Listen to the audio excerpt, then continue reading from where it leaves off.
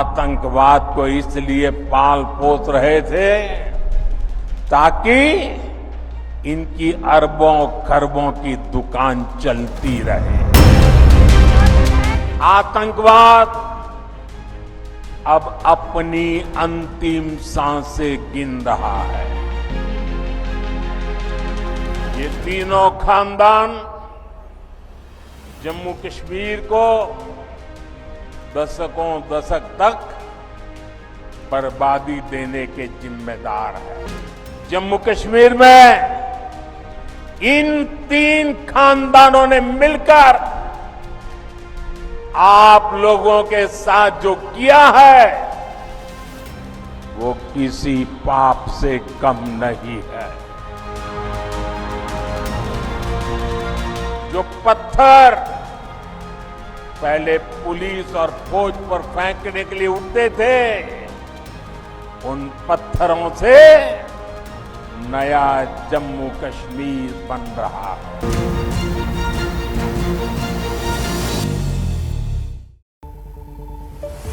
नमस्कार, मैं हूं विवेक श्रीवास्तव। पीएम मोदी ने मचैल माता को प्रणाम कर जम्मू कश्मीर विधानसभा चुनाव में प्रचार का आगाज कर दिया। डोडा में एक विशाल जनसभा को संबोधित करते हुए पीएम मोदी ने कांग्रेस, पीडीपी और नेशनल कॉन्फ्रेंस पर जोरदार हमला किया और कहा कि यह चुनाव तीन खानदान और युवाओं के बीच है। तीनों खानदान पर जम्मू कश्मीर को बर्बाद करने का आरोप लगाया। प्रधानमंत्री ने आतंकवाद को खत्म कर नया कश्मीर बनाने के लिए युवाओं से साथ आने की अपील की। साथ ही यह भी कहा कि कांग्रेस सबसे बड़ी धोखेबाज पार्टी है, सोच समझकर सही चुनाव करना है। पूरी रिपोर्ट देखिए।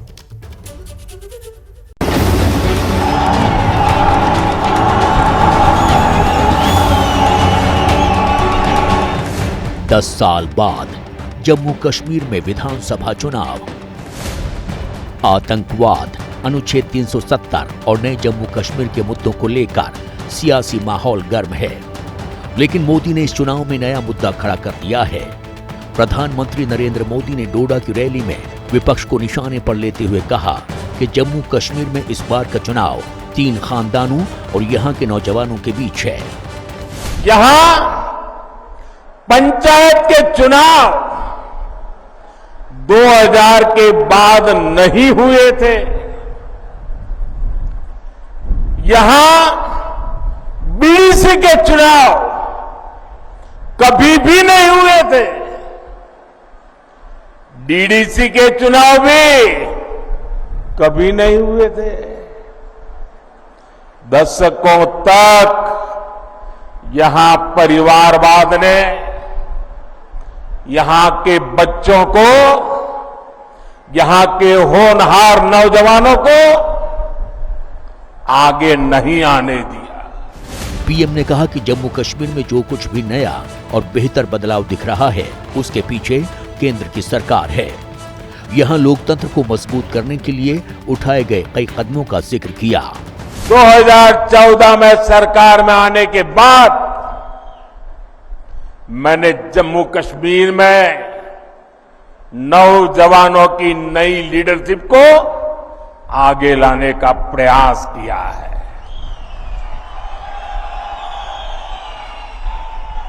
फिर 2018 में यहां पंचायत के चुनाव कराए गए। 2019 में बीडीसी के चुनाव हुए और 2020 में पहली बार डीडीसी के चुनाव कराए गए। और ये चुनाव क्यों कराए गए? ताकि जम्मू कश्मीर में डेमोक्रेसी ग्रास रूट तक पहुंचे। पीएम मोदी ने आतंकवाद और जम्मू कश्मीर की दुर्दशा के लिए कांग्रेस, नेशनल कॉन्फ्रेंस और पीडीपी को जिम्मेदार ठहराया। जम्मू कश्मीर का इस बार का विधानसभा चुनाव तीन खानदानों और जम्मू कश्मीर के नौजवानों के बीच में है। ये तीन खानदान, एक खानदान कांग्रेस का है, एक खानदान नेशनल कॉन्फ्रेंस का है, एक खानदान पीडीपी का है। जम्मू कश्मीर में इन तीन खानदानों ने मिलकर आप लोगों के साथ जो किया है वो किसी पाप से कम नहीं है। ये तीनों खानदान जम्मू कश्मीर को दशकों दशक तक बर्बादी देने के जिम्मेदार है। पीएम मोदी ने कांग्रेस, नेशनल कॉन्फ्रेंस और पीडीपी को जम्मू कश्मीर में भ्रष्टाचार की नींव रखने वाली पार्टी बताया और आतंकवाद को लेकर बड़े गंभीर आरोप भी लगाए। इन तीन खानदानों ने यहां करप्शन को बढ़ावा दिया। इन तीन खानदानों ने यहां जमीन कब्जा करने वाले गिरोहों को बढ़ावा दिया। इन तीन खानदानों ने ही यहां अलगाव और आतंक के लिए जरूरी जमीन तैयार की और इसका फायदा किसने उठाया? देश के दुश्मनों ने। ये लोग आतंकवाद को इसलिए पाल पोस रहे थे ताकि इनकी अरबों खरबों की दुकान चलती रहे। डोडा स्पोर्ट्स स्टेडियम में एक विशाल जनसभा को संबोधित करते हुए पीएम मोदी ने कहा कि इस बार का चुनाव जम्मू कश्मीर का भाग्य तय करने वाला है। कांग्रेस से सावधान रहने की अपील करते हुए कहा कि कांग्रेस सबसे बड़ी धोखेबाज पार्टी है। कांग्रेस भारत की सबसे बेईमान और धोखेबाज पार्टी है और कांग्रेस का शाही खानदान भारत का सबसे भ्रष्ट परिवार है। आपको इनसे सावधान रहना है। ये ऐसे लोग हैं जो सरकारी तिजोरी के दम पर चुनाव जीतने के लिए बेईमानी के हथकंडे अपनाते हैं। ये लोग जनता को मुसीबत में डालते हैं। ये अपनी नीतियों के दम पर चुनाव में नहीं जाते। कांग्रेस शासित राज्यों में इतने कम समय में कितनी बड़ी बड़ी मुसीबतें खड़ी हो गई है और उनके पापों के कारण खड़ी हुई है। डोडा में पीएम मोदी की रैली के बाद कश्मीर में चुनावी पारा चढ़ चुका है। इस बीच आज हम आपको कश्मीर की उन वादियों में ले चलेंगे जो कभी लहू से लाल होने के लिए बदनाम था। पॉलिटिकल लोग अपनी बात कह रहे हैं, लेकिन एबीपी न्यूज के रिपोर्टर श्रीनिवास कश्मीर की आवाम का सियासी मूड आपको दिखा रहे हैं।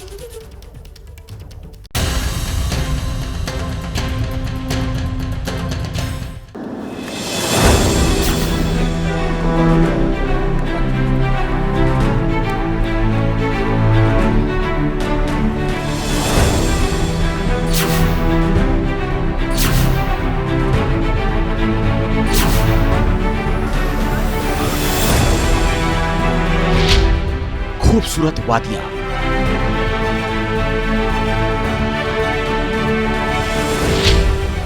कल कल बहती नदी,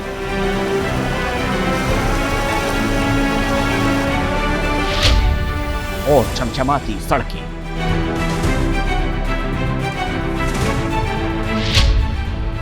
ये धरती के जन्नत की तस्वीर है। कश्मीर में चुनाव प्रचार जोर पकड़ चुका है और उसी चुनावी मूड को समझने के लिए एबीपी न्यूज की टीम पहुंची है पहलगाम। कश्मीर में ये इलाका एप्पल वैली के नाम से जाना जाता है। एबीपी न्यूज के रिपोर्टर श्रीनिवास ने अवोर गांव के लोगों से बात की और सियासी मिजाज को समझने का प्रयास किया। आवाम की आवाज सुनने और जनता के मन की थाह लेने इस वक्त हम पहुंच चुके हैं, जी हां, जन्नत कश्मीर में, जहां तकरीबन 10 सालों के बाद चुनाव का ऐलान किया गया है और अब चुनाव बहुत ही करीब है। इस वक्त हम मौजूद हैं पहलगाम विधानसभा क्षेत्र में। एक छोटी सी दुकान है, पूछते हैं इन लोगों से। ये बताइए, 10 सालों के बाद चुनाव हो रहा है, आवाम को कैसा लग रहा है? ऐसा को अच्छा लगता है। 10 साल के बाद चुनाव हो गया, अब यहाँ तो सख्ती था, आज तो ठीक हो जाएगा। अच्छा ये बताइए, अचानक से 2019 में 370 हटा दिया जाता है, आपकी स्टेटहुड आपसे ले ली जाती है, तो ये तमाम चीज़ें जो हैं वो चुनाव में कितना बड़ा मुद्दा बनेंगी? वो तो कुछ नहीं बनेगा, मुद्दा नहीं होगा। मुद्दा कुछ नहीं होएगा, 370 कोई मुद्दा नहीं। उधर नहीं आएगा नहीं वापस, वो तो कहाँ, नहीं नहीं, वही कह रहा हूँ। वो नहीं आएगा वापस, वो मुद्दा कोई भी नहीं है। कौन नहीं आएगा वापस? 370 अच्छा, कहाँ आएगा वापस? आप क्या चाहते हैं फिर से वापस आए? और वापस आए अच्छा होता था, और वापस देगा इंडिया वो अच्छा है। क्या नाम है आपका? मेरा नाम मोहम्मद रफ़ीक। मोहम्मद रफ़ीक। अच्छा, रफीक ही है, मैंने लगा रफी हैं तो सुरीले होंगे। जनता के मुद्दे क्या रहेंगे? कोई आम मुद्दा रहेगा या बस वैसे ही वो जो नेतागिरी वाला मुद्दा होता है? नहीं, जनता के मुद्दे हैं काफ़ी सारे, डेवलपमेंट के हवाले से हैं। ग्राउंड पे काम प्रॉपरली नहीं है, अभी भी लोग उसी तरह बिजली से बेमहरूम है। जहाँ डिजिटल इंडिया की बात होती है वहाँ अभी नेटवर्क कम्युनिकेशन हमारे इलाके में नहीं है, मोबाइल नेटवर्क कम्युनिकेशन नहीं और है। सबसे बड़ी बात, अमरनाथ की यात्रा यहीं से जाती है। हाँ बिल्कुल, जाती।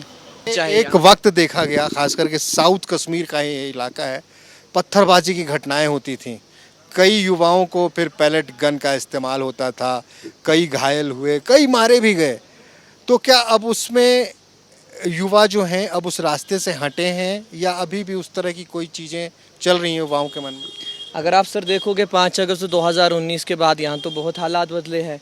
अगर आप देखोगे पथराव अब नहीं हो रहा है, तो अगर आप देखोगे खासकर कश्मीर घाटी के युवा अब IAS भी क्वालिफाई करते हैं, KS भी क्वालिफाई करते हैं और पूरे देश में टॉप भी करते हैं। पत्थर छोड़ के पेन पकड़ लिया है।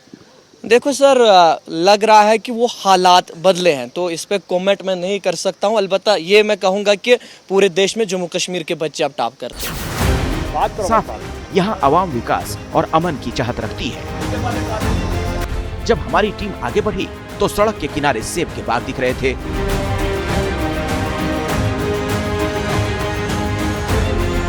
पता चला कि ये कुल्लर गांव है। रास्ते में कुछ युवा दिख गए तो हमने गाड़ी रोक दी, उनसे चर्चा शुरू की। ये पहलगाम विधानसभा का कुल्लड़ इलाका है, जी हाँ, ग्रामीण क्षेत्र है।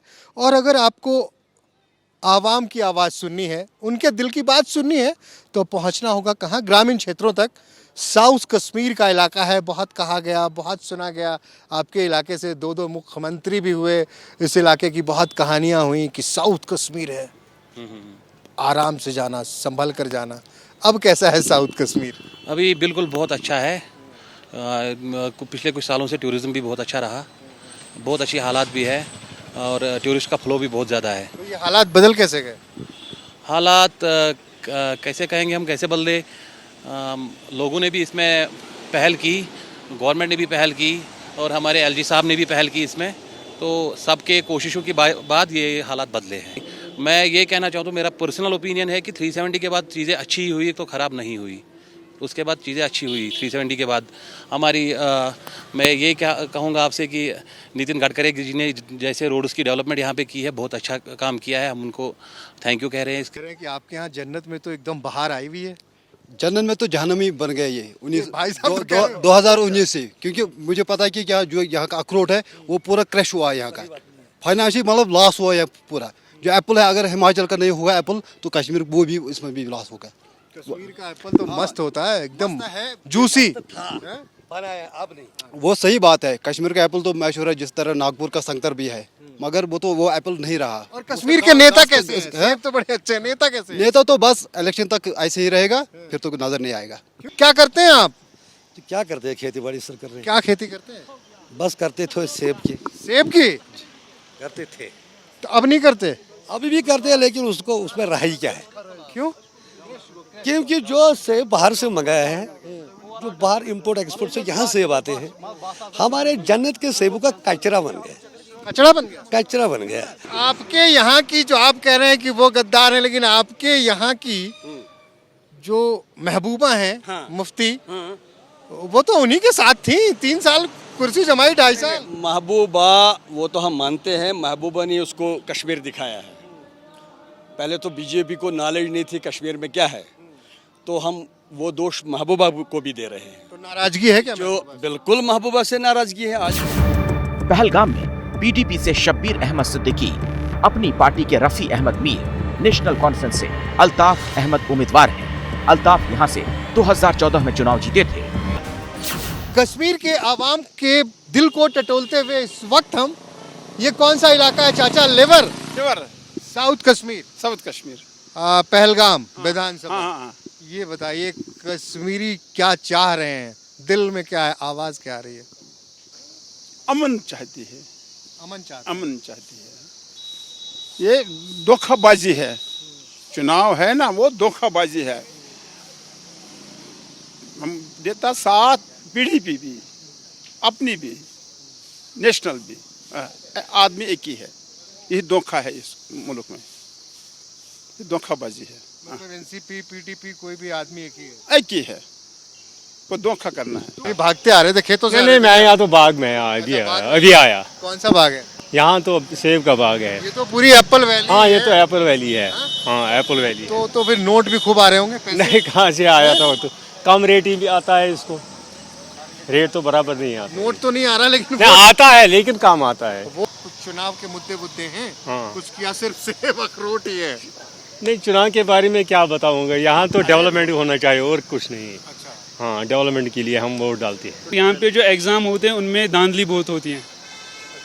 एग्ज़ाम होते हैं, फिर उसमें वो पैसे भी पकड़ते हैं।